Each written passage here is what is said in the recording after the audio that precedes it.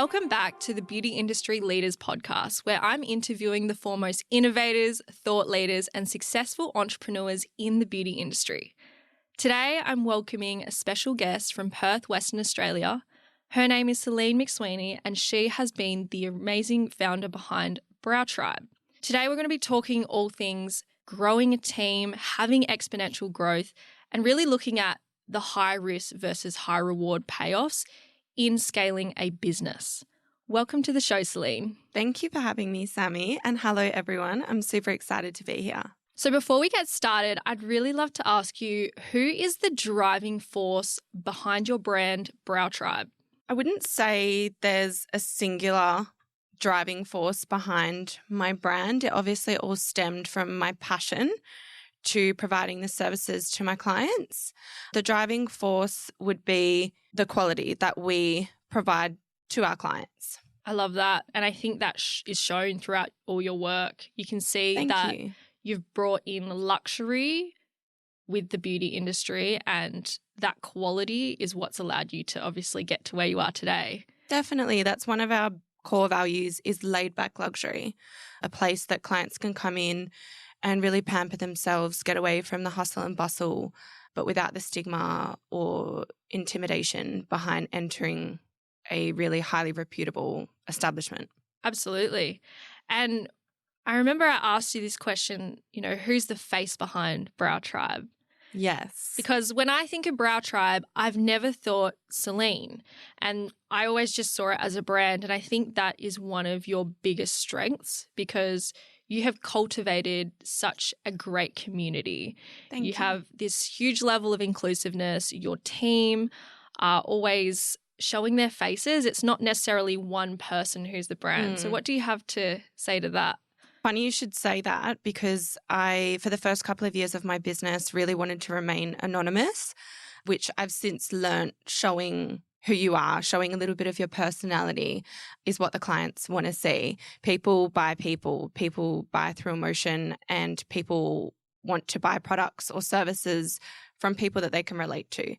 I've always wanted to be known as a company, not Celine, as a collective, as a team, hence the name Brow Tribe.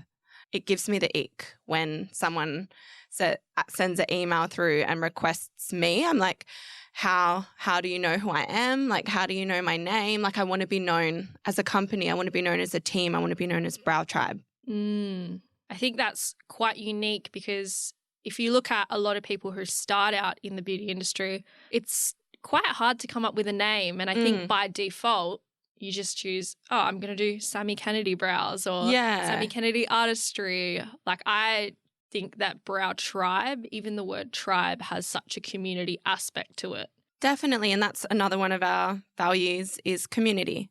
Yeah, we've all been there in the beginning. My first business name was, I'm incredibly ashamed to say, Celine's Beauty Bits. What? It actually sounds a bit sexual now I think of it.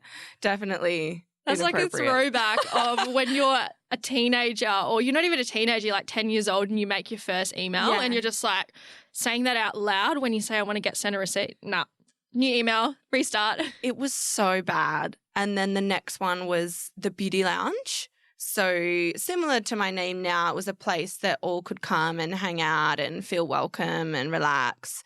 But every single beauty salon in the whole of Australia has lounge or beauty in it. So I really wanted to create a name and trademark that name that no one else could replicate. And me and my husband just went back and forth for months and months trying to think of names that represented what type of business I wanted to have. So I knew I wanted to have a community, almost like a cult-like following.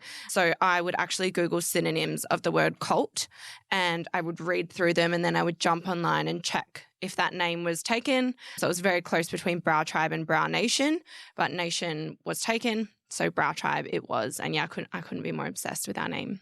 It's very interesting, because I've said this in many of my trainings, but if you pull your phone out right now and you have a look, you're going to see that everyone has the word aesthetic in their name. Beauty bar, lounge. It's just so overused, and they're wondering, why can't I stand out from the competition? Why is no one seeing my brand? It's like, because you sound the same, you look the same, you post the exact same stuff. There's no unique side or aspect. No, there's no authenticity either. People just come up with names that sound good or look good. I don't think people actually ask themselves why. Their why. Why did they start their business? Who are they trying to attract? What are they trying to achieve? And I think if you really nut out those core values, it's easier to find a name that, you know, works for your business and represents your values. What is the brand identity of Brow Tribe? Because obviously you see on social media, what's my pretty social graphics going to look like? Yeah. Or what fonts do I use? Or what colours? But people miss the whole brand identity aspect. And I think that's so important. You can't grow without a brand identity. No. So brand identity, are you referring to like our core values? Who you are as a brand, so your core values, your personality, your tone of voice. Like, how do we know if we take away your logo, who is Brow Tribe? Our social media and marketing is known for being a little bit fun and playful, which actually attracts a lot of clients as well. We've had clients come to us from TikTok and say, I booked with you purposely because you look like such a fun place to come into. I've been to so many salons before where I felt intimidated. I felt like I don't belong. That's really important to me, especially being a country girl, that everyone, regardless of their status or how they look or their career choice, that, you know, they come into the salon and feel safe and welcome. Other things that we would be known for would be our professionalism, our attention to our client experience, our customer care. They all set us apart from other industry leaders, I believe. Absolutely. And I know both of us are very into Stephen Bartlett, Diary of a CEO. And I remember at his conference, he said, it's all the tiny details that matter. And Definitely. People overlook them. They think, I don't need to worry about that. But it's those tiny things that you spend time perfecting and refining over time that will make a massive difference in the long term. It definitely does. And we're consistently evolving and growing. Like, for instance, me and my salon coordinator, she does all the client communications. Her name's Anna. Anna and myself actually developed a branding kit so that we know exactly what color Pantones we're going to use on Instagram or our marketing or our website, what fonts we're going to use. We've got templates for how you would reply to an email or a complaint. Everything is in a procedure and systemized. Well, that's the first thing I remember we spoke about was systems and processes when we caught up. And it's like, you can't scale a business, you can't have a high level of professionalism if you are just chopping and changing everything from day to day. If your team, if anyone working under your brand as a contractor isn't following those structures or processes and systems, you're going to have a lot of inconsistency. And with inconsistency comes a lack of trust. Definitely. And I think it's unreasonable to expect a staff member or someone that you're working or collaborating with to know how to do something exactly the way that you want it to be done, unless you've specifically wrote it out step by step and then shown them. Yes. One thing I see a lot of people do is jump straight to, I'm going to hire a social media manager, or I'm going to go and outsource a certain creative task. And then they're not happy with the result because there was no clear outline, no guidelines, no branding kit to follow. And it's just like having a baby, right? If you think of your business as a baby and you go give your baby away to someone else and wait until they turn 18 and then they come back to you and you're like, oh, they're nothing like me. They don't share those same values. They don't have the same personality traits. They don't have any of the same things as me, style, whatever it is. Can you really blame them? Definitely not. Everyone has different preferences. Everyone's got their own unique style. Everyone's got different personalities. That's why me having my social media manager in-house works best for me, because I'm consistently able to correct her and work with her until content is the exact way that I would want the content to come across. I used to have a social media manager. I've had multiple social media managers that I've invested a lot of money into. Technology is not one of my strong suits, browser. And I just found that whenever the social media manager was posting, we were just getting little to no engagement, and I couldn't understand why. And it was because it became very robotic, and my personality and my authenticity wasn't coming through from that person. And that's what clients come to us for. That's what clients know us for. I would then jump on stories or post a reel, and the engagement would just go crazy. So showing your personality through your social media, I think, is really, really important.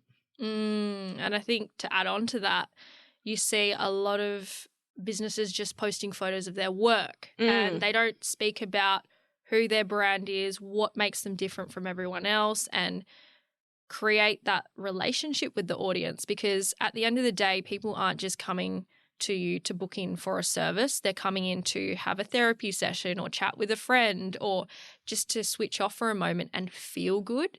And they're not going to see that experience through just photos of your work. No, they're definitely not. And there was a study that I have a pie graph of, which I send to all of my staff when they're new. And it's super interesting. I don't remember the exact numbers, but it's something along the lines of a client will return back to you or continue to support you because of 70% of the experience that you gave them. Only 30% of the skills are what really matter. I know that for a fact. I used to suck at beauty, and I remember I had people come to me and they're like, I just wanted to go with you because you just talk to me. You know, some people will go for beauty services and they sit in silence and they love it, and others are like, oh my gosh, if I have ADHD and I have to sit here for 2 hours in silence, it is torture. That's me. So apart from your business role, who would you say Celine is at her core? At my core, my business is a massive part of my life. But if you were to take my business away, I am a loving wife to my husband, Ben. I'm a mother of 2. I have an 8-year-old son and a 5-year-old daughter. And I'm a fur mama to my beautiful sausage dogs, Bueno and Biscoff, which everyone adores. I love to work out every day and stay fit and healthy. I'm a super early riser like you. I get up at 5 a.m. every morning. I love to cook. I love to eat even more. And I love to travel. I'm a Sagittarius, so adventure is my forte. Oh, I love that. I definitely agree. The early mornings, you just wake up and you're like, I've already got so much stuff done. By the time it's 8 a.m., you're like, I've done a workout, I've done journaling or had a coffee, made food. Like, you're ready and you're set. Definitely. There's not enough hours in the day, so just wake up in such a better headspace when I move my body. I think that's super important as well. Just completely out of this conversation, in beauty, you were sitting for so long and it's not great for your health. Like, I had really bad scoliosis. I know heaps of other people who have like RSI, carpal tunnel syndrome, and it's like if you're not moving your body or doing something, it is very common to feel quite anxious, to feel depressed, to get sick, have burnout. And it's like you need something that breaks up those days. Most definitely. And yeah, even me trying to get my steps in at work is impossible. You're sitting on your bum on a stool for, 13 hours a day some days. Yep. It's a different kind of grind, isn't it, this industry? It is. I've definitely got the prawn spine going on. Oh, show me your curves. So was beauty always your primary passion growing up, or did you have other aspirations? No, I'm very lucky in that aspect, and people remind me of that all the time. Just the other day, someone said to me, I wish I knew my calling from a young age, or I wish I knew what I wanted to do. And I did from a very, very young age. Ever since I was a little girl, I was painting my nails, cutting and colouring my hair, doing all of my friends' makeup for school balls. I wasn't sure which direction I wanted to take with beauty. I actually tried hair, but I knew it was going to be beautiful, and I knew that I was very passionate about it and I'd make it work no matter what. And did either of your parents have an influential role on your career choice or anything like that? Or were you like a bit of a rebel? Like, beauty wasn't what it is now. There was a little bit of a stigma all those years ago when I started beauty that it was like an easy career path that you could never make money out of. And, my dad wanted me to go to university. I did quite well in school. My mum and my stepdad definitely made a few jokes about me wanting to enroll in beauty. What you're going to wax intimate parts for the rest of your life and things like that. And originally I said, let's just enroll in the makeup. It was actually my mum, who I'm super grateful for, that said, if you're going to do this, just do the diploma. Just try it all, do all of the services, and then you'll be able to find your niche.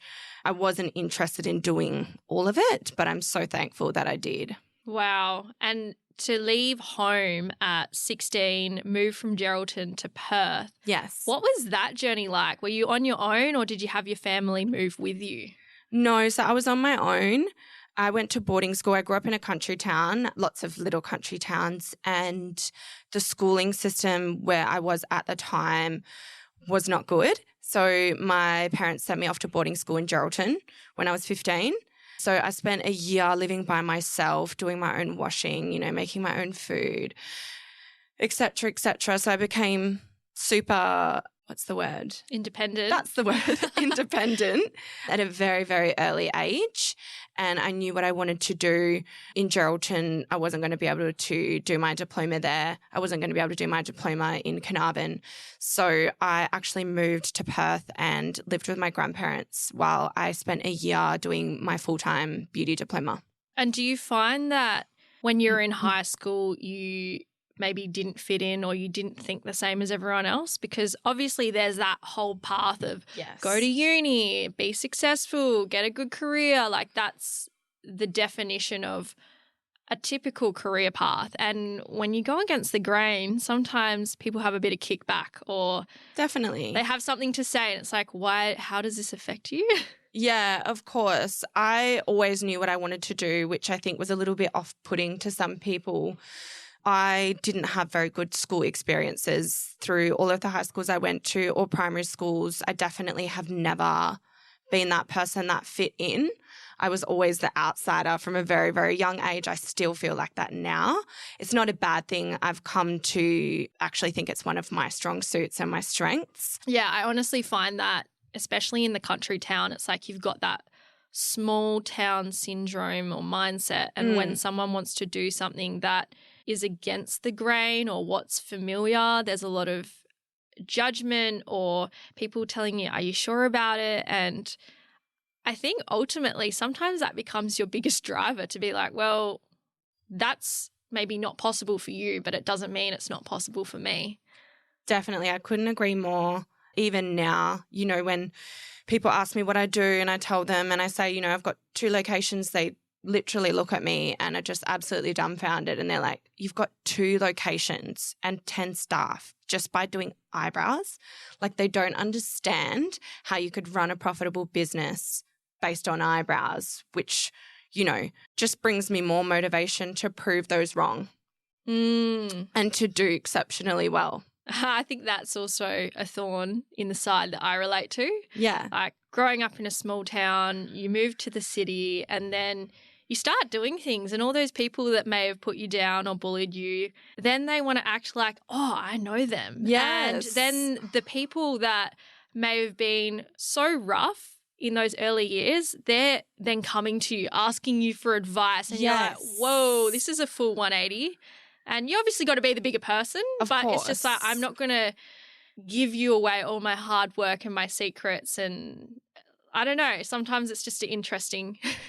It's funny you say that. I was thinking about that last week, like the girls that used to bully me in high school, all those years later, 10 years later, some of them have actually come to me for services, which of course I remember. They probably don't remember. I'm going to be the bigger person. I'm going to do their service. I'm a professional. But it's crazy how, back in high school I wanted to be like them. And I just thought, oh my gosh, they are the greatest things on this earth. And then now it's just done a full 180. Yeah. And I think as well, some people in beauty are also those ones that came out of high school that were either hurt or they were hurting others. And you see the ones that got hurt, sometimes they become the biggest success stories because they are just like, you know what, I'm finding my own race and I'm going to start winning and succeeding in my own lane, whereas the other people that, you know, were hurting others, it becomes an ego, a competition, and I have to be this person or be perceived this way or look a certain way. And I think that's where a level of toxicity can come in. Definitely. I agree. You got to do it for yourself. And I think that's like a gentle reminder to anyone listening, like building a business is not necessarily meant to be a pursuit of fame and Instagram followers and likes and all of that. Like, sure, when you do something well, you'll naturally attract that. But if you want to build a successful business, you need to look at your brand, the company culture, what your long-term goals are, and having a plan for all of that. Definitely. So after going through all of those things, you've done your beauty diploma, you're 16, you're living in Perth. How did that path lead you to where you are today? I never could have dreamed that I would be where I am today. I definitely never thought I was capable of running 2 businesses or managing a team. But as I said before, I hated school. So the moment that I was qualified, I jumped straight into full-time work. And I actually moved back to Geraldton and worked in a day spa there, which then led me to picking up what I thought at the time was my dream job in a day spa back in Perth. And I worked in that day spa for about 4 to 5 years and had my first son. And that was the driving force to me really starting my own business. I was 20 years old, and the workplace that I was in and all the workplaces prior to that had become incredibly toxic. And I was feeling undervalued and underappreciated as a staff member. I was overworked and I needed to provide for my child. So I thought, I'm going to try and do it myself. Isn't that interesting? I feel like a lot of people you talk to say, I've gone and started my own business because I wasn't getting paid enough or I wasn't getting treated fairly. And for you, I actually recognize you as someone who has maintained loyal staff. Yes. And do you think that's because of you having gone and actually worked in other workplaces and seen that toxic culture and thought, how do I make this better? Definitely. I'm not someone that just jumped into the industry and hired staff and had no real life experience. I've been where my staff have been. I've done what my staff do. I still do what my staff do. There's no task that they do that I wouldn't do myself. So having those experiences in those toxic workplaces definitely ingrained in my brain who I did not want to be as a business owner, and taught me a lot about appreciating the team that you have and rewarding them when they do well, holding them accountable when they don't, giving them the tools to ensure that they can continue to grow and that they can continue to perform, and also leaving like little crumbs or carrots for the future for their development as well. Consistently keep it exciting for them. If someone doesn't see a future with the business, you know, that's where they're going to start to look elsewhere. Absolutely. What examples do you have of previous toxicity in the workplace when you were working for someone else? Obviously, majority of beauty salons are women-based, so working with a lot of women can come with drama and gossiping. That is a big no-no in our salon. We actually have a team code out the back of our salon, which is essentially commandments that we came up with as a team, and we wrote down commandments or rules that we would abide by when we are in the salon. And we actually all signed our names on there as well. And one of those commandments or those rules is we do not gossip. I think that is so important. I've walked into salons before, and even as a customer, let alone a business coach, hearing them talking about another business or other clients behind their back, it's not professional, and it leaves that sour taste going, oh my goodness, what if I say something or do something, or I come in not looking perfect? Are they going to talk about me to other people? Absolutely. And clients don't come in to engage in gossip with you. They come to relax. They come to unwind. You know, they're paying premium. They expect a premium service from a professional.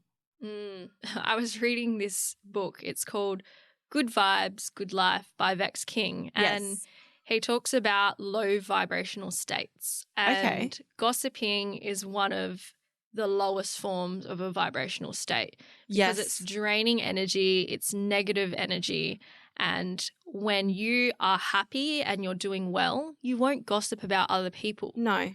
And you're so focused on what you're doing or the wins and gratitude in life that you don't feel the need to judge others or bring them down. And I was really sitting there going, when I started this podcast, the people I interview, the things I have on, I want to talk about real life experiences, not gossiping about other people's salons or things like that. It's like, what did you learn? And I think if more people could stop the gossiping aspect and just focus on what's their journey, what are the lessons that they can take away and how can they improve, it would be so much more healthy. I agree. And instead of immediately engaging in gossip, stop and ask yourself why you're feeling that way. And if you are feeling that way about that person or that business or that service, why do you feel the need to share it? You know, gossiping's just a massive no-no in our salon, and drama for that as well. Obviously, the bigger the team gets, the more staff I hire, it becomes incredibly difficult to maintain that standard. But yeah, I think that's a massive contribution to why I have such a long-term staff with minimal turnover. I think that's so important. And with those staff as well, they all seem to have a great friendship with one another. Definitely, we all do. The vibes are good, the vibes are high, and that's one thing that our clients will comment on. If you go and read our Google reviews, most of the feedback we receive is, I've never felt so comfortable. The vibes were so good in the salon. My experience was incredible. All the staff were lovely.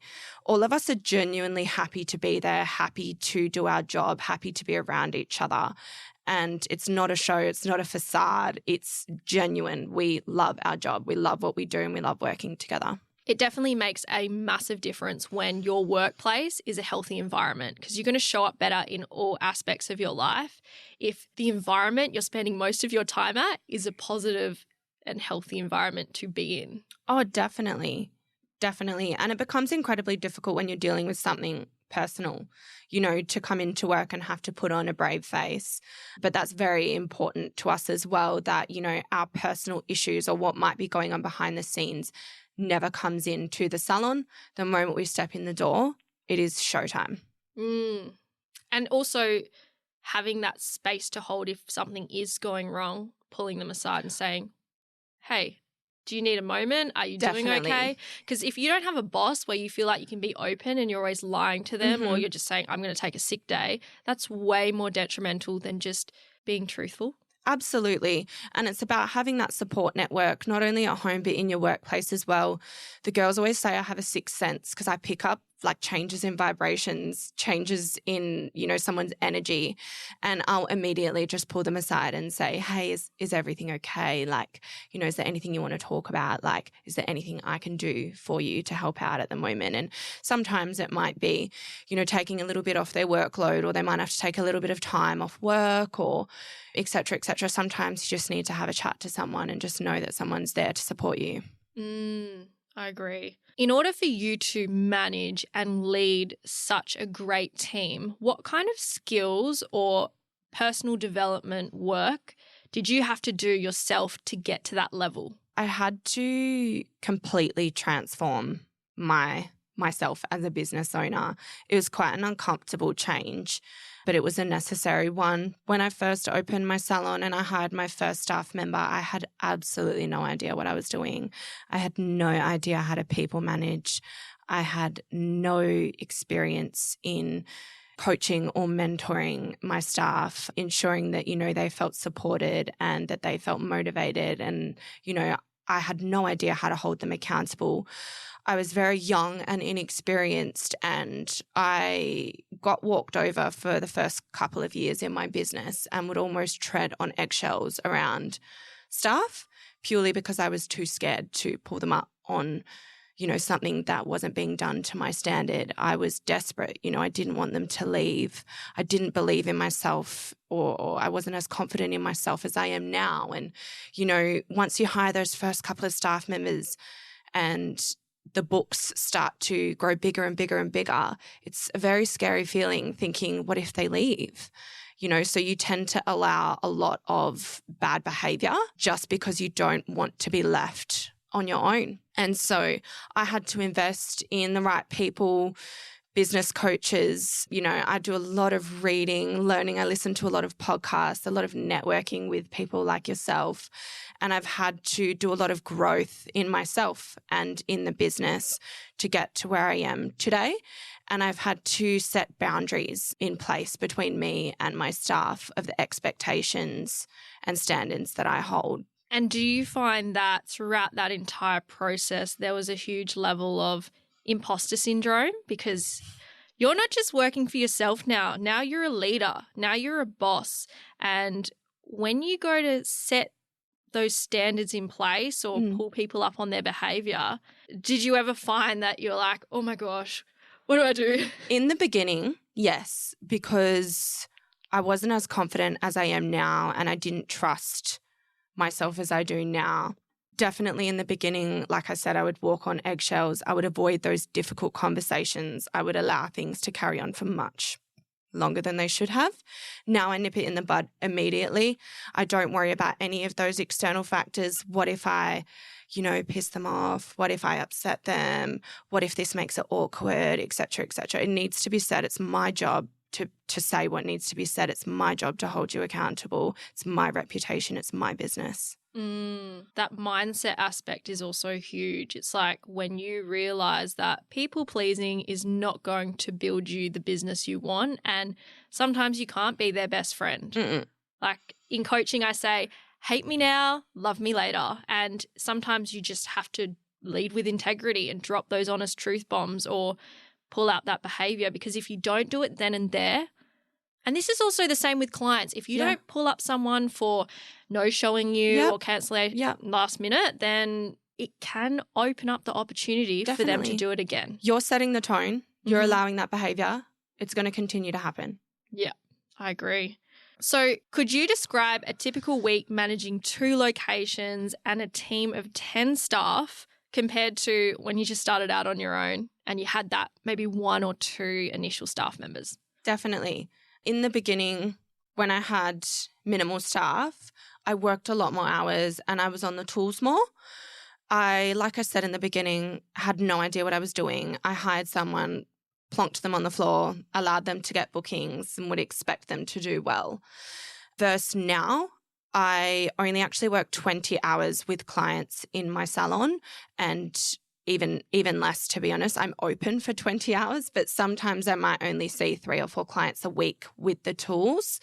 A typical week for me, Sunday and Mondays are my days off. Mondays, I do payroll and process like commissions, look at the targets and performance for the month prior, do a little bit of social media and availability, things like that. Tuesday, Wednesday, Thursday, I'm at our larger clinic, our Cannington studio, and that is where I might see clients. I tend to spend maybe 5 to 10 hours a week on marketing with our salon coordinator and social media manager. Friday is supposed to be my day off, but it never is. I go into our other clinic and spend some time with my Coburn girls. And I don't work weekends or late nights anymore, which I've done my dues with that. I did 13 years of that. So that's fair. Yeah. Do you feel that now you're in a position that you would like to eventually work yourself out of the business, or I guess have very minimal hours on the tools and more just work on the business? Because I think that's the problem, right? You start a business and then sometimes you feel trapped, like you're always in it, and then you go hire staff, but now you got to manage the staff. It's not like, oh, I have staff and I go on a holiday. You've still got all these roles and responsibilities. It's just not on the tools anymore. Yes, I'm essentially at that point now. I spend most of my time in marketing and in staff development and training. I only see clients by request a couple of hours a week. However, I did spend 12 years on the hamster wheel, being the one that saw all of the clients and made all of the money. And it's been difficult for me because I enjoy doing the services and I enjoy seeing my clients. So I'm not 100% ready to take that leap of never being on the tools again. I'm sure in time we'll get to that, but I absolutely still love being with my clients. And I think that's a massive risk that not a lot of business owners are willing to take, is stopping what they're doing and being like, I know I'm going to earn a lot less money if I do this, but my business will grow. And being confident enough to take that step, I believe, has gotten me to where I've gotten now. Yeah, because honestly, it's not always going to be sustainable for you to be on the tools all the time because of the health reasons. Like, I don't think enough people talk about that. If you look at the lifespan of a hairdresser, it's significantly longer than someone of that in the beauty industry. They say it's 5 years in our industry. Yeah. But also you're capped. You can only work a certain amount of hours. You can only see a certain amount of clients. There's no room for growth there. And also, if you feel threatened by other salons, oh my gosh, they're taking my clients. Like, well, what happens when you're fully booked? You can't take anyone else on. No, I agree. And having a plan after that is crucial as a business owner, because I think a lot of people get into business with this grand idea to be fully booked, and then they reach fully booked and they're like, what's next? And then they think, okay, well, I'll just get a big salon or I'll get a team.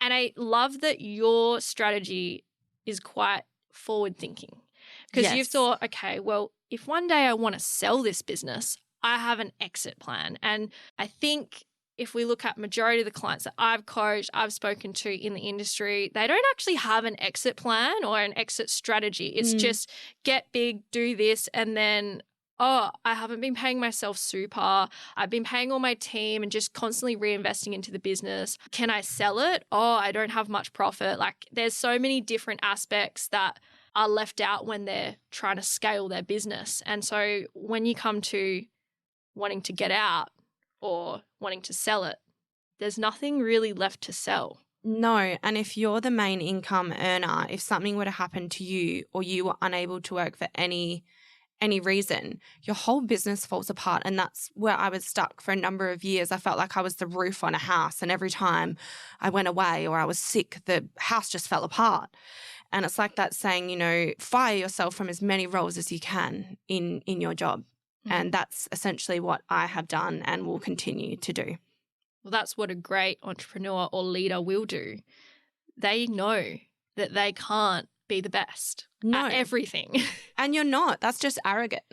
It's outsource. Ego. Yeah, outsource what you're not good at is what I say. I don't attempt to do anything other than what I know I'm good at. For anyone listening, what advice would you have to give when they feel so stressed out and burnt out trying to do everything, but they're saying, oh, I just don't have the money to pay someone else, or the ego is telling them, no, I can do a better job than them? So this is for a potential business that hasn't hired anyone yet but is thinking about it. Yeah, so it might be they want to take on a VA to help out with social media. Maybe they're thinking of hiring their first staff member, or maybe they just need someone front of house like a receptionist, and they're going, well, I just do it all. I don't have the money. Is it really going to help? I'm big on taking risks, but I think your business needs to be at a point where it's exceptionally profitable to start outsourcing. So if you're struggling with your finances, you are not in that position to start hiring. You need to price your services profitably so that you can get to that point where you have that buffer to be like, okay, cool, I can now start to take some of that money and hire a social media manager or hire a front of house and take that risk without terrible ramifications.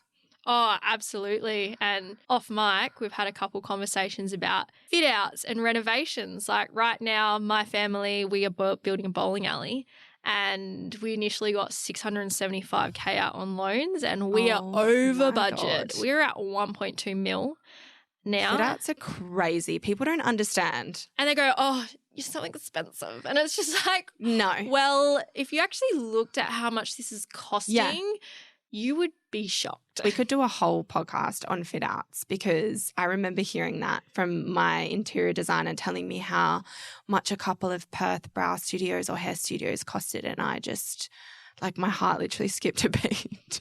I was like, that's not possible. But it is so true. It's always going to cost more and take longer than you project. Even if you add a buffer in there, I'm telling you, it is the biggest shock to the system, and making that jump I read this quote. It's like, you want to practice believing in God or you want to test God's faith or something? It's like, become an entrepreneur. And I was like, oh, I feel this. Definitely. I've learned to trust the risks that I take. I always think of the risks as an ATM. Like I'm letting go of my money and investing it into something that may or may not work out. But 99% of the time it ends up making me more money. But I have to actually have the confidence to take that risk, knowing it's going to put me in financial strife, knowing it could go the other way, knowing I have a lot to lose, but being comfortable with that.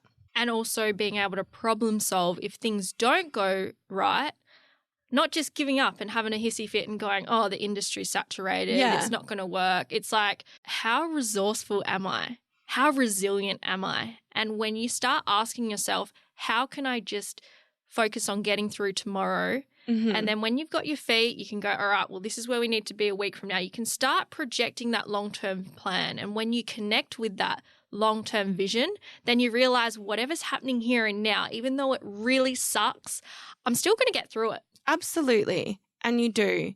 And I think that's where discipline and motivation comes into it and determination as well. Like my husband always says to me, he's like my voice of reason. I go into panic and I'm like, oh my God, we're going to lose our house. Like we're going to be broke. Like we're going to live in a cardboard box. And he's like, Celine, you would never allow that to happen. Like you would do whatever it takes to make this work. And I'm like, you're right. I would. Like I would never give up.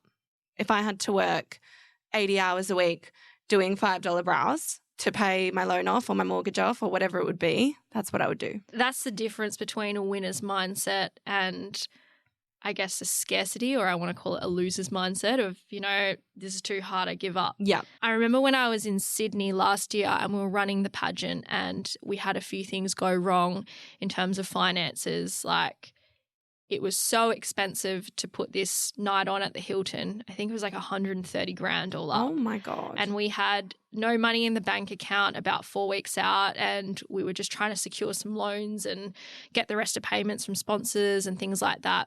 And I remember sitting there and thinking to myself, what if all of this doesn't work out? And what happens if all this time I've invested, just means that my business has not only sacrificed, but also the pageant hasn't worked out. And there were so many things going through my head. And one of the ladies said to me, if I were to lose my business, I would become a toilet scrubber.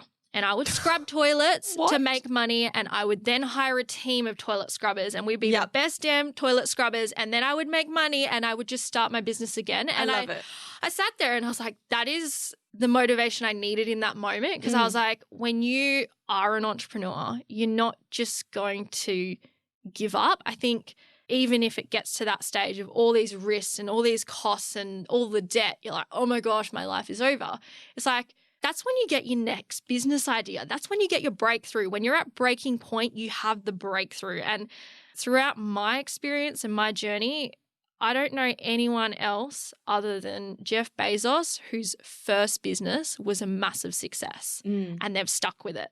A lot of people buy businesses, they sell businesses, they get into different industries. And I think for you specifically, I see your journey as you're now starting to open up different niches within the beauty industry. So your business has these lateral ways of growing. Yeah. So you've got your company with the services, you're going into training, you've got your product line.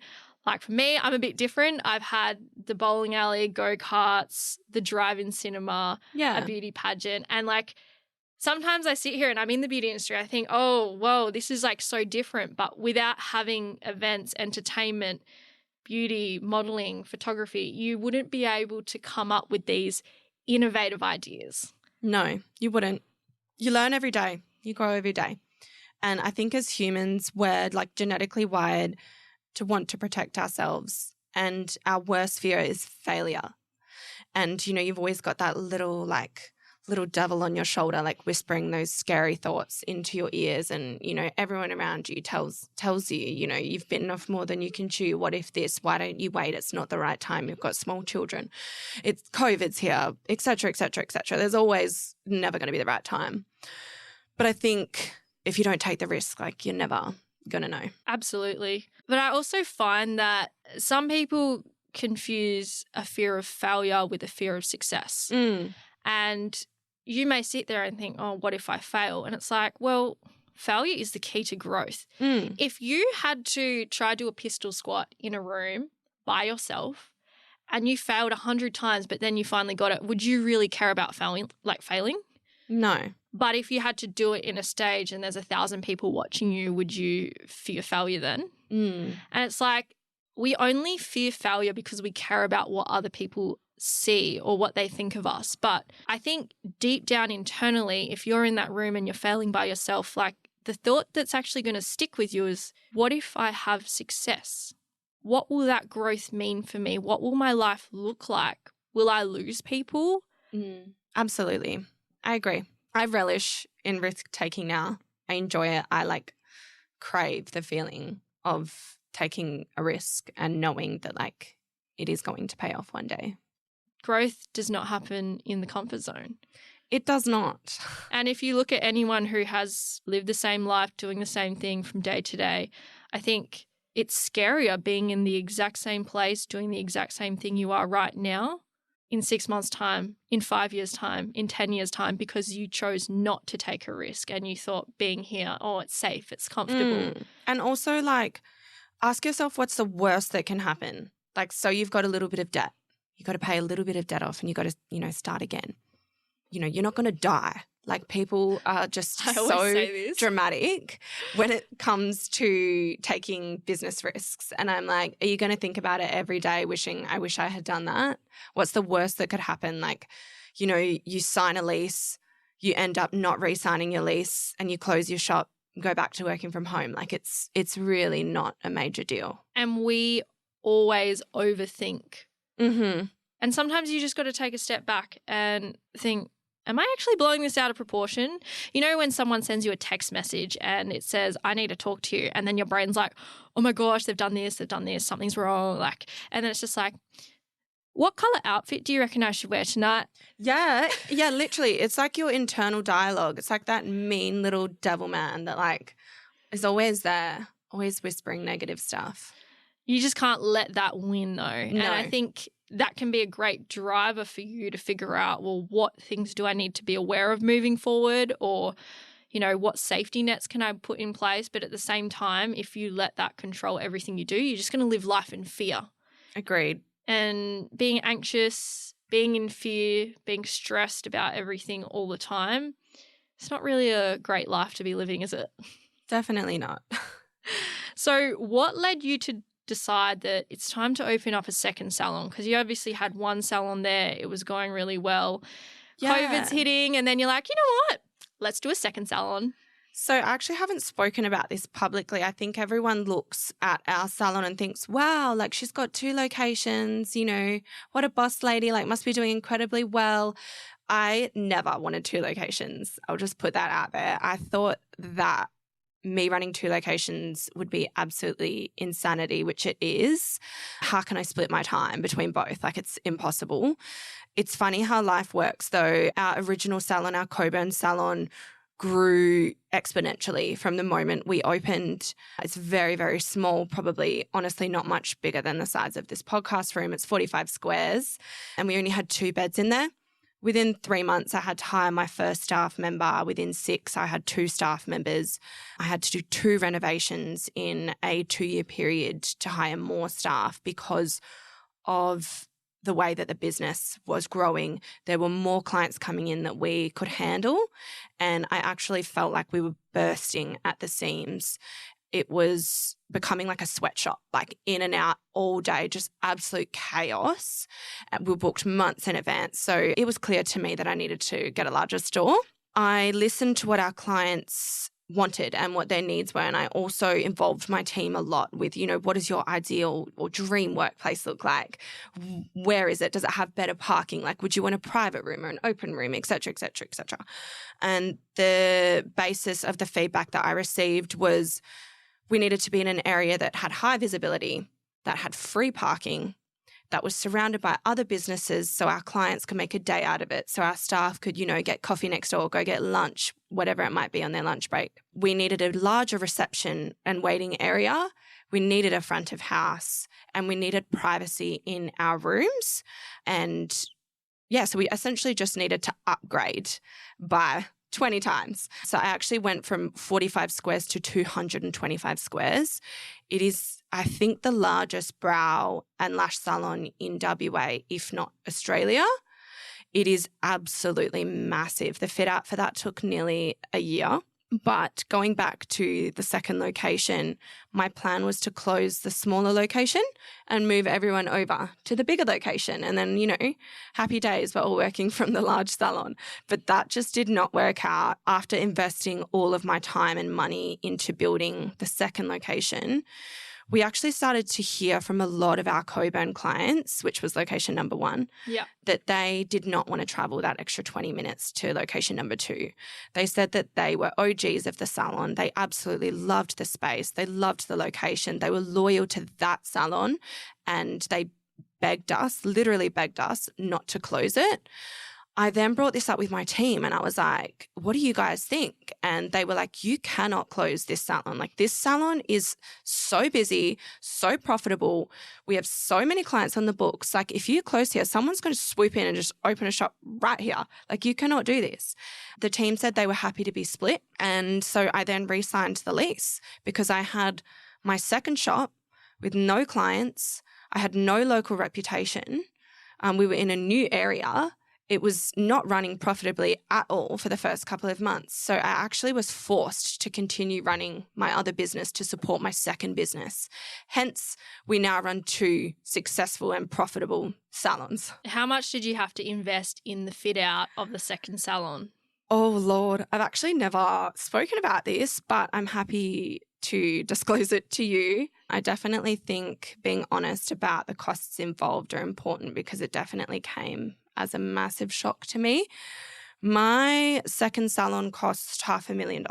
$500,000 is a lot of money. Yes. Did you initially budget for that much, or did you get messed around with builders and fit outs and engineers and everything like that? Because that's something I've been experiencing a lot lately. Yes, that's another story which I'm happy to get into. My budget was $150,000, which was incredibly naive, if I'm being honest. I'm not a shop fitter. I'm not a tradie. It is absolutely unreasonable for me to work out an amount that a shop of that size would have costed.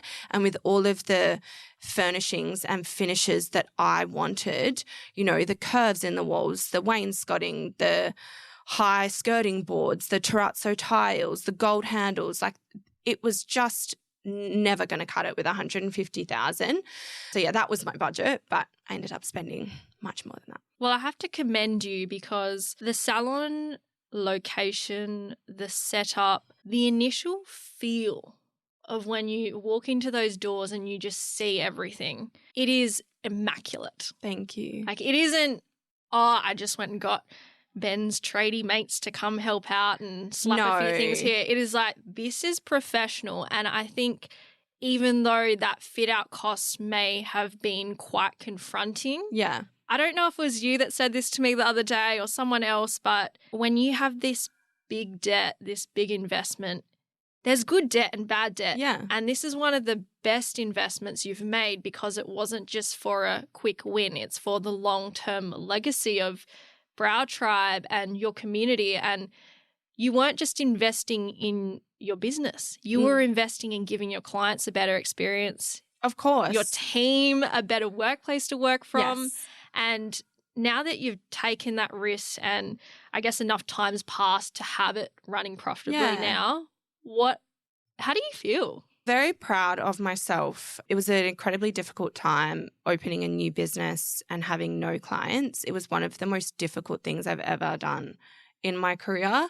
I also hired a lot of staff because all I had to go off was my other business. So I thought the moment I opened my second business, we would have that exponential growth, but that just wasn't the case. So I then had to support all of my staff and all of those wages, plus all of my overheads, my huge financial debt, with essentially no clients coming in the door.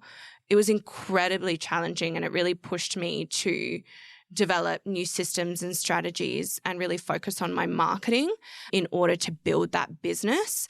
And once that started to happen, it took around 12 weeks for us to become operating profitably. And once that started to happen, it was honestly the best feeling I've ever felt in my life. I just was so incredibly proud of myself, and I don't think I'll ever second guess my abilities ever again after going through that. It's a journey that not many would be able to just jump into, and you went in full steam ahead, believing in yourself. And I remember in Sydney, I went to this business seminar, and all the people getting up, they'd built, $500,000 business, multi-million-dollar businesses. And they asked, what was your secret to success? And I had my pen and paper out, and I was ready to write down, do this marketing strategy, post on these platforms, ensure this profit margin for this success. And you know what they all said? I believed in myself. Yes. You definitely can't achieve the things you want to achieve if you're worried about what others think of you. You don't need to seek validation from others or other business owners or friends or family. Like, validate yourself, like, trust yourself. And would you say that through all of this, you've discovered a new Celine? Yes. Like I said before, it's been incredibly strange to watch myself transform into the person I am now. Like, I don't even recognize myself a couple of years ago, like, not even physically, but like emotionally. I have grown so much as a business owner, as a person, as a mother, as a friend, over the things that I've been through. It's been quite a journey. I'm definitely really proud of the person that I've become and how much I've matured over the past couple of years. And I think it's very evident. You are someone who stays in your own lane and just focuses on your team and your community, and most importantly, your family. Like, yes. I always see these stories of you cooking for them and you going and taking them out. And when I've spoken to other people, they're like, something's got to give. And it's usually I either choose my business or I choose my family. And I'm sure that at some stages you were probably working crazy like nights and burning out. But there's definitely sacrifices which people don't see. I've had my business since I was 20. My son's nearly 8. It's literally taken me nearly 8 years to get to the point where I'm like, I will be there for bedtime. I will be there for school pickup. I will be home every night. I will spend every weekend with you. Like, it wasn't an easy journey, and I missed a lot of time when they were really little whilst I was building my business. But I built my business for them, and they understand that, we live in a nice area. They go to a nice school. They have nice things. And, we go on holidays, and they understand that all that goes away if mummy doesn't work. And especially in today's society, most families need a double income household. The kids understand. And every time that I'm not at work, my family is my priority. I really cherish every moment with them. That's so beautiful. Thank you. It's got me thinking. One of the questions I like to ask my clients when they have a certain goal or a mission in mind for their business, who are you doing this for? Good question. In the beginning, I obviously started my business for me and to support my son. But as the years grew, I really understood what I wanted to achieve in my business. And it all came down to building a community, providing a quality service, and having exceptional customer care and having a really unique client experience as well. So they're my qualities and my values and what I have built my business based on. So who I built my business for would be, for my ideal client would be anywhere between 18 to sort of 45-year-old woman, maybe a mother that wants to get away from the hustle and bustle and come into a luxurious environment, laid back but still luxurious, feel welcome, feel comfortable. They don't feel intimidated and have an exceptional service and leave feeling, rejuvenated on the outside and the inside. I'm like, I need a service there right now. You absolutely do. Come in. We'd love to treat you. I need to get my brows fixed up. I think I had a very bad experience. I went when I was I think 13 or 14, and I've never been back since. Have you not? I have gotten my eyebrows tattooed, but Yep. other than that, I've always done my own, and that is because I had them blocked out. They looked horrible. Like Tony Galati brows? Do you know what? I will actually find it and I'll show it to you right now. It's like that eyebrow trend that's going around on TikTok at the moment. Have you seen that? I seen one girl, she got the massive brows out. She's like sitting in the car and the boyfriend's like, what are those? Oh my God. Yeah, we definitely need to get you in. What would you say your most popular service is? Definitely just a standard reshape and colour, whether it be dye, henna or tint. We do a lot of packages, which is lash lifts and brow services in a discounted package, so you can get both services done at the same time. But we are, oh no, that's not real. No, they're huge. They're literally touching. They're horrible. I don't even want to put this photo live. You need to attach this photo to the podcast. People need to see it. It was the worst experience. And I remember walking out and I said, are they meant to be this big? And they're like, oh, it'll fade down in like 2 to 3 days. And I was like, no, but it's massive. It's covering half my forehead. And you know what? Everyone has had an experience like this. Everyone has. And the thing that was missing in your service was, did she ask for permission of where she could colour? Did she do a colour consult with you? Did she map your brows out? Did she check that you were happy before you sat up? So these are all things that we've implemented in our consult service to ensure that, we're doing what the client wants and ensuring that the client's satisfied before they get up off the bed, before they leave. Let us know if there's any adjustments you want us to make. We're professionals. We're not going to get upset. We just want you to leave happy. Yeah, if you're running a business or providing a service and it's my way or the highway, that's a huge red flag. Like, it's not a it's not a cookie cutter approach to everything. Like, you need that personalization. And if you look at L'Oreal, the world's biggest beauty company, they own 36 individual companies underneath that. Their whole mission, their values, their vision, it all surrounds beauty for each rather than beauty for all. Customizing. Exactly. Yeah, no, I must admit, I don't know if you do this, but one of my things I do in my free time is I'll read businesses' reviews, like very well-known, reputable businesses. And I remember there was this eyebrow business that I really, really looked up to, and I would read her reviews. And I remember a client saying my brows were so blocky, they were so dark, they were so thick. And instead of listening to the client's concern and, offering a refix or come back in, we'll look after you, I'm so sorry this has happened. The owner just responded quite condescendingly and said, we don't do ombre brows, babe. And I just remember thinking, like, you can't have a one-size-fits-all for everyone. You've got to be able to customize your service, and you've got to be able to take feedback, not as a personal attack, but in order to grow.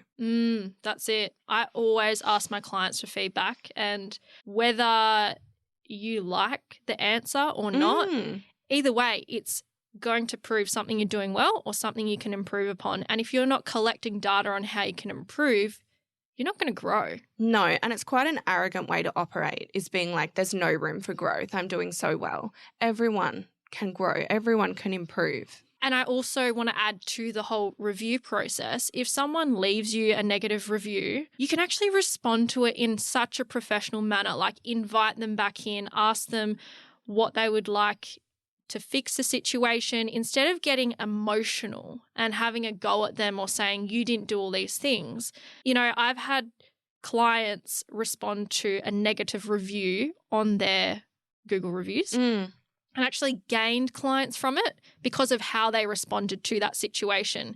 And I think that's another thing. If you're reading the way the business replies to these reviews, you're actually going to gain more respect for them in the way they approach or handle things. Absolutely. And most potential clients reading your reviews are going to see when that person's just, being unreasonable.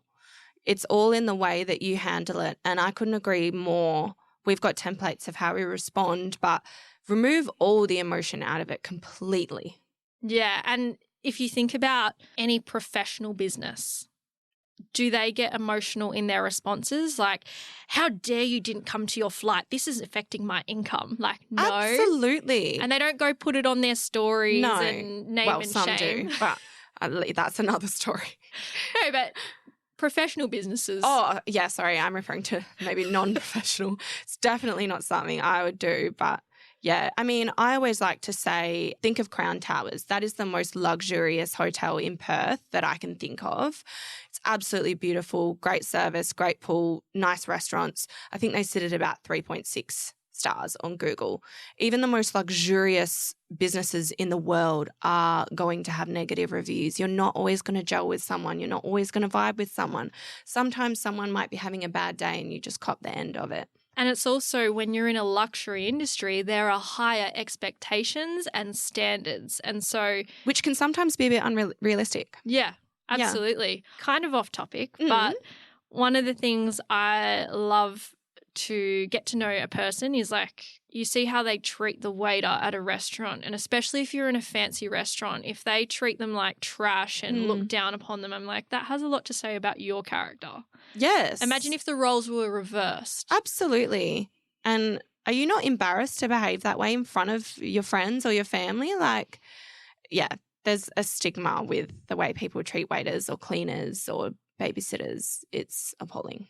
And everyone has to start somewhere, or maybe that's their passion, but you shouldn't, I guess, judge or belittle someone else because they're not choosing the same career path as you. Yeah. Absolutely. I agree, which is something I've dealt with a lot for being in beauty. I think everyone listening to this will be like, yep, I totally get it, because it's like, oh, you work in beauty? Cute. That's nice. Cute. Yeah. Do you even make any money? Yeah. Yeah. I just love proving people wrong. Can you share something from your personal journey that others may not know about? My personal journey, as in my business journey? Yeah, your personal life, behind the scenes. Like while you're running this business, building this empire, what are some of the personal hardships that you've had to manage? Like I'll give an example. I'm launching this podcast. I'm doing all these, I guess, trainings and stuff for my clients, but behind the scenes I've had to deal with my grandpa having Alzheimer's and health going downhill and all the debt of the bowling alley. And yeah, I think we often see people putting up a brave face because if we fall down, then our support network and they only see us. the end result. Yeah. They don't see what it took. One of the most difficult things I went through, which is still unfortunately ongoing through my fit out, was exactly the same. You step into this salon, you see this gorgeous, clinic, and you think, wow, like how amazing, but you don't understand what it took to get there. So one of the biggest struggles that I had in my business was when I actually checked out that property, it was a complete concrete block. There was no roof, no electrics, no plumbing, no toilet, no fire and mechanical. There was nothing. I may as well have built that slab. The real estate offered to pay half of the fit out, which was super enticing to me because I was like, oh my God, if I spend $150, they can pay the other $150. And yeah, this will be great. My budget goes up, Yep. And so I signed my life away and started to hire shop fitters, interior designers, graphic designers, et cetera, et cetera, et cetera. I signed a long lease and I announced to everyone we were moving. I was locked in. Did you get life insurance? No, but I need to. I need income protection. I need to. And that was the first thing we got. We were like, yeah, I think we need life insurance at this stage. If anything happens to anyone in the family, we've got the trust there, like just making sure you have that structure, because if something goes wrong, oh my goodness. That's on my to-do list. Anyway, back to the fit out. I spent all my money and I had nothing left. And so I reached out to the owners and I was like, can I please get the reimbursement for the other half? Like I've got to continue to pay the shop fitters and all the other trades. The owners actually breached our contract. So they actually said, no, we're not going to pay you 50%. We never agreed to that, even though it was in writing in our lease, which ensued me having to hire a lawyer and start legal fees, which I obviously didn't have the funds for. And I ended up having to pay for the entire fit out myself, which was incredibly stressful to my health and my family. I had to remortgage our house. I had to empty all of our accounts. I had to get credit cards out, which I maxed out. All my safety nets were gone. They were all completely gone, all while supporting my other business and all of my staff as well. and having to pay for a lawyer and start the legal process, which is still ongoing now. So I have goosebumps. yeah, Like, literally goosebumps. I'm like, but I also get it. Having been through something similar, it's something that you can't give up. You're so far into it. It's like, I can't walk away now. Even if I wanted to, everything is on the line. Yeah. And I'm incredibly stubborn and I will never, ever, ever give up. It is my best trait and my worst trait. Like, I'll take it to my grave.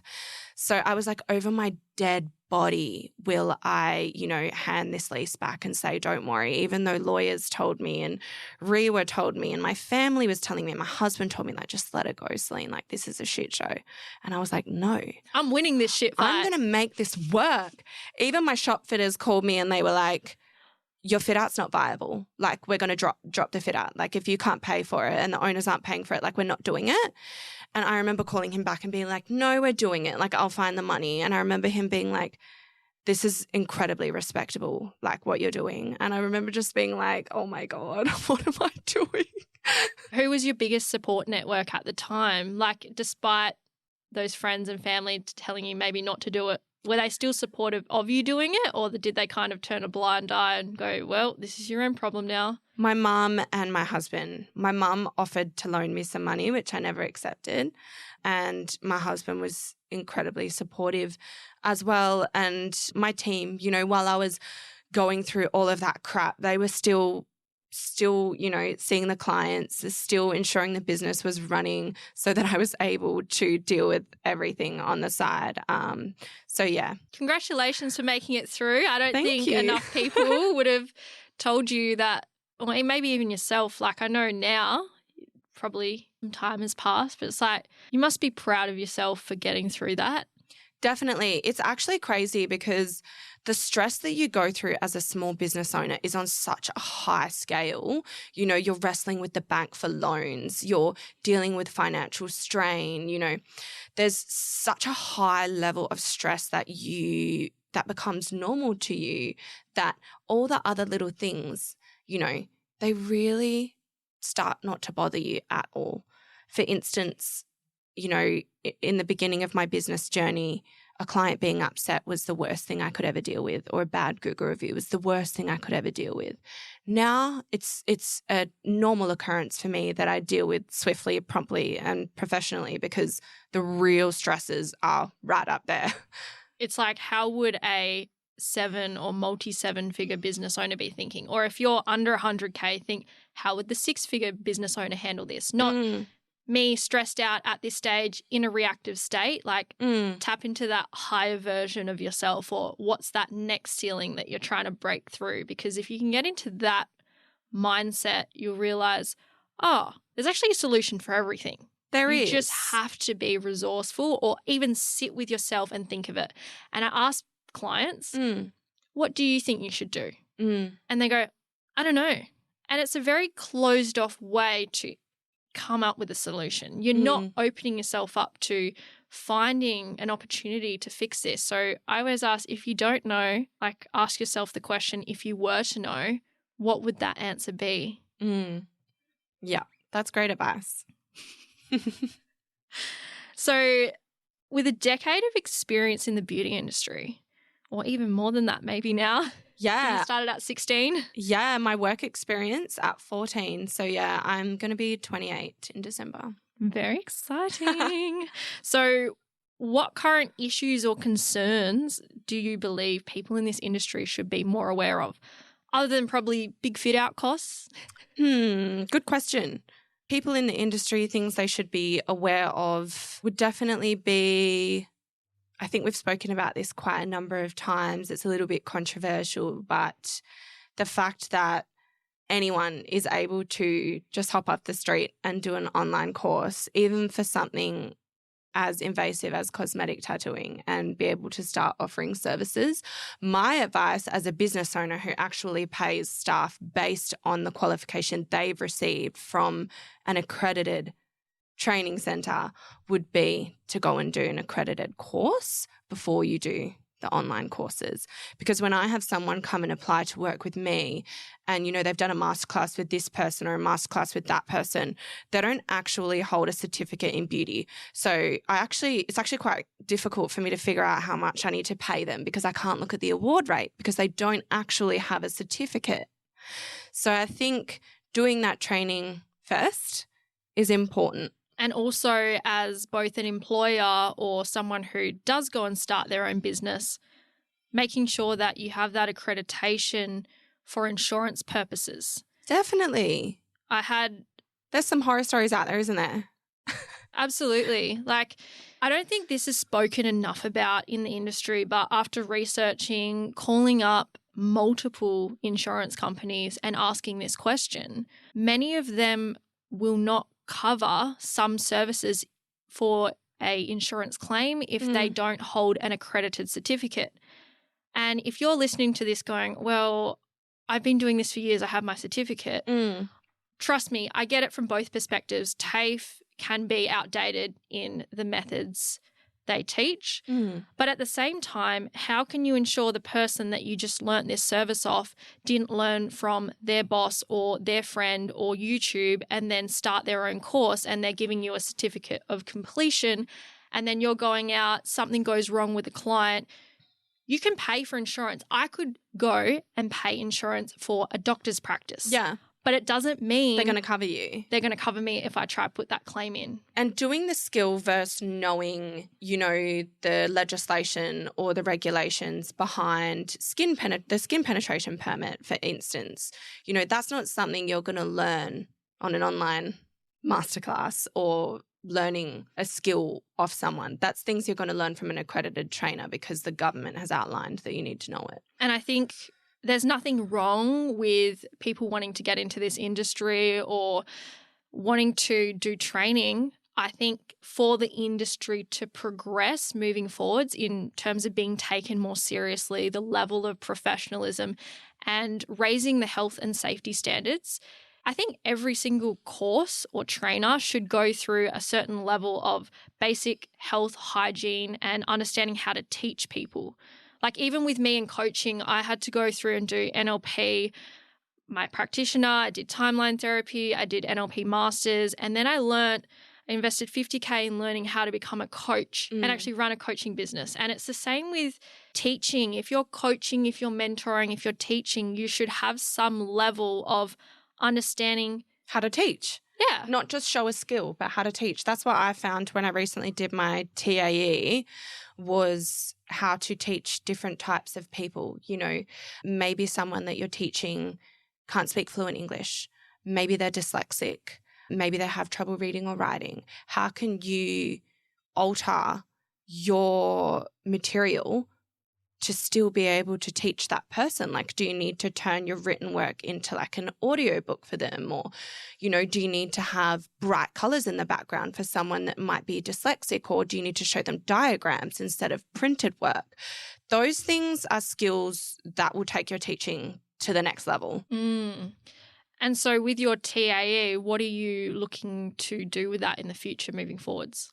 My main goal has always been to become a better boss and a better trainer, better mentor to my team. So that was the number one reason that I did that. But I have dangled a little carrot in front of myself for my future.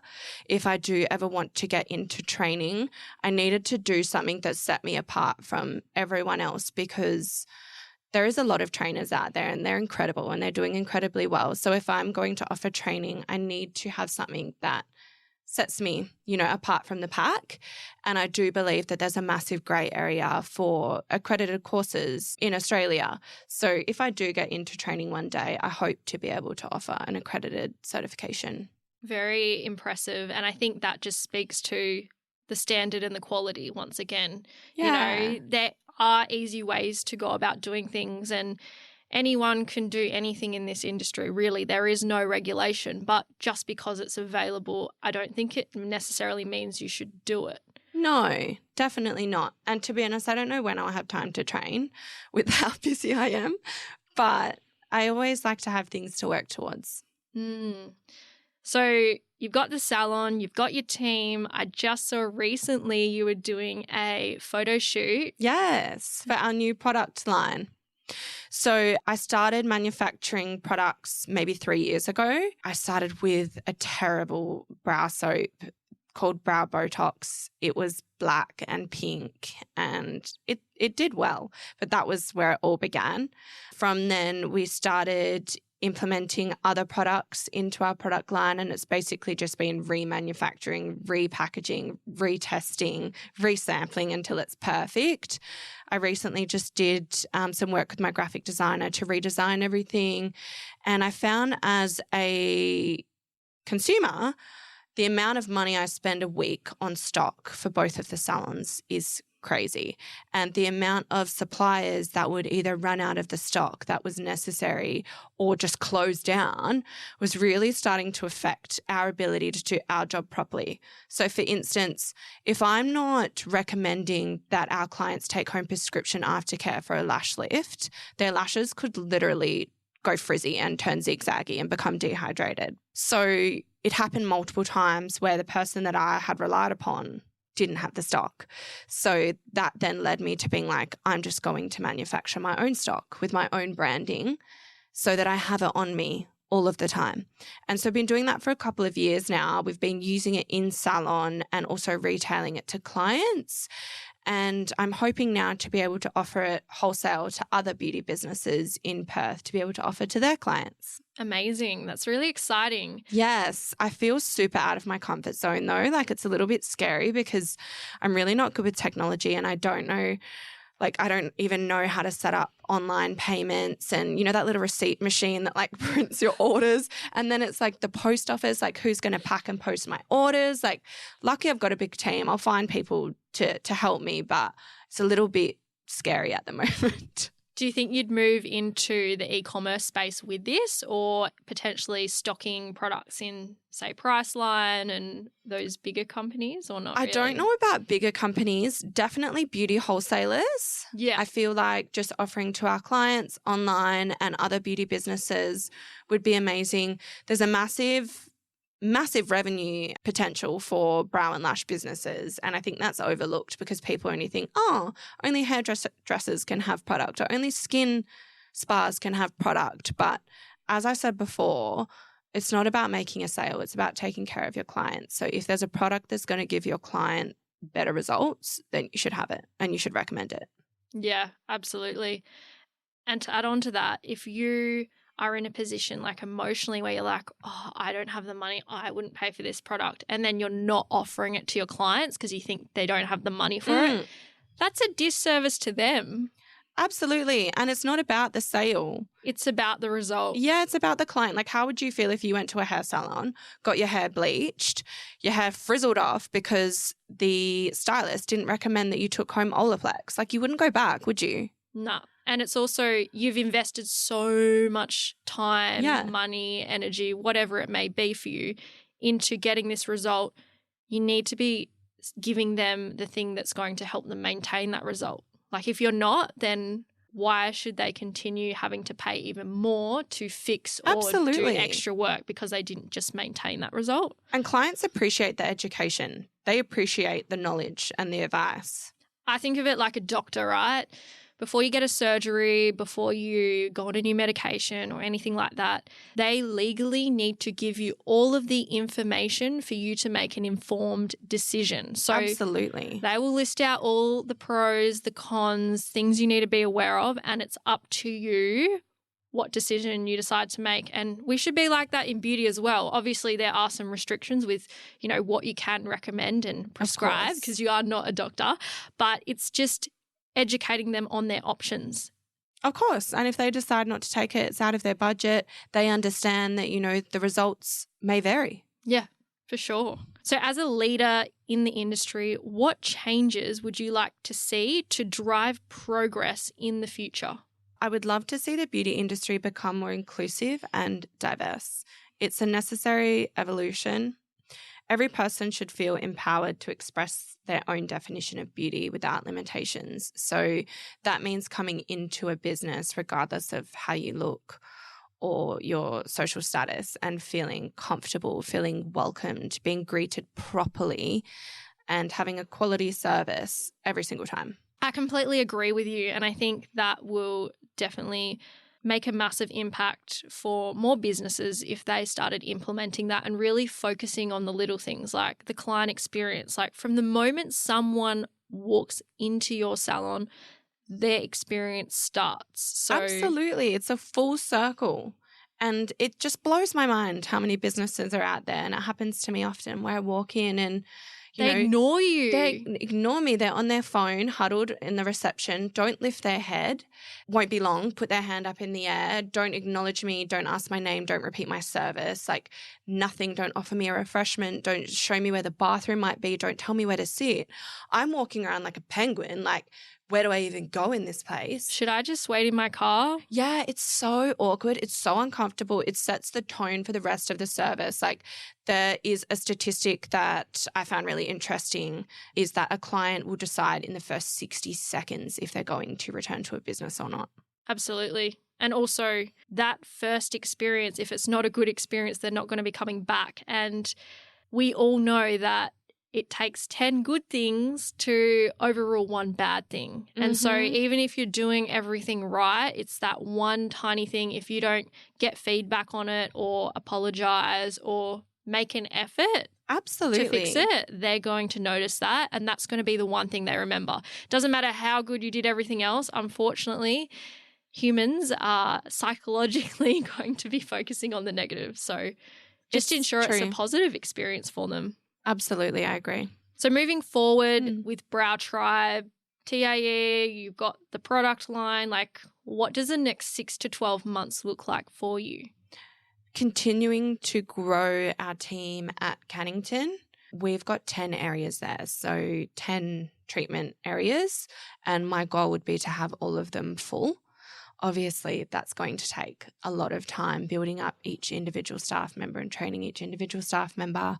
Coburn basically has its own ecosystem. So I'm very, very, very happy with how that is progressing. I would obviously like to get into wholesale with our products and just continue to get our name out there and build our reputation. Do you think that Brow Tribe will stay in Perth, or is there progression for Brow Tribe Australia-wide? Everyone asks me this. If you had asked me this like a year ago, I would have said no, but being the business owner that I am today with all of my systems and processes that I have in place, it's essentially copy and paste now, doing the same thing, with each single shop and teaching the same people, the same processes and procedures and systems. The issue becomes me. I can't split my time between all of these locations. I feel very stretched as it is. And it also becomes having a team that you can trust to run your business the way that you do. So in my 2 locations, I had that. But if I were to open one in Sydney or Melbourne or, it's going to be incredibly difficult to ensure that that quality isn't sacrificed when I'm not there. Absolutely. And I think that's a risk you run when you run a franchise. Having that intimate, smaller business, you've got more attention to detail, you can be more present in the business operations and actually physically visit the location. Whereas when other people buy the brand, they're going to create their own cultures within each shop as well. And I think it comes down to what you want for your business. Like if you want to be, one of the threading places that's in every shopping centre all around Australia, like that's fine. That's your goal. That's your mission. For me, I want to be the bespoke, like kind of top tier, really luxurious clinic where there's, it's difficult to get in. They've only got one location, kind of unlike anywhere else. Well, that's the difference between going and buying a handbag at Louis Vuitton versus Kmart. Yes. Accessibility, the quality, the experience, the price point, the customer service, all of it comes into play.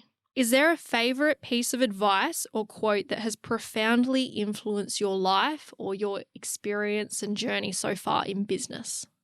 Good question. One quote that comes to mind would be this one that I actually have saved on my phone. I'll read it out to you. There is no time like the present. Do it broke, do it scared. Do it insecure, do it without support, and do it alone. Stop waiting on the right time. Stop waiting for more funds. Stop waiting for someone to validate you. Validate yourself. You are the most profitable tool that you have. So powerful. I love the last bit. Incredibly powerful. And it's a great reminder. It's a reminder to invest in yourself. You are your greatest asset. If you don't invest in yourself, you're holding yourself back from growth. Definitely. You know, I think sometimes it's that costs and payoffs, right? Like the business decisions, the debt. It's like if you're going to get into debt, make it be a good financial investment in either your growth or your future. Absolutely. I've loved having this conversation with you, Celine. You are Thank you. I've enjoyed it too. very insightful. You've definitely shown the raw, real and vulnerable side, but also I think there is a lot of inspiration to look up to how you run your business and your mindset and approach, which I think is admirable. You've done a great job. Thank you. I'm excited to see where the next steps of your journey take you. But if our listeners want to connect with you or, you know, maybe send a message, learn more about your work or maybe even book in a Brow Tribe service and see the experience for themselves, where can they find and connect with you? Okay, so we are on TikTok at Brow Tribe Perth. We are on Instagram _Brow Tribe _ Facebook Brow Tribe Perth, or you can head to our website, which has our full service menu and all of our testimonials at www.browtribe.com.au. Thank you so much, Celine, and thank you everyone for listening.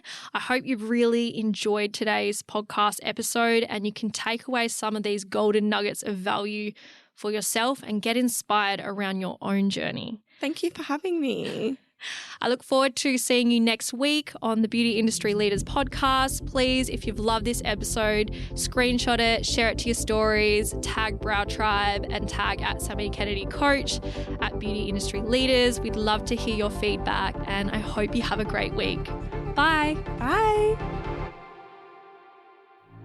Audience exclusive.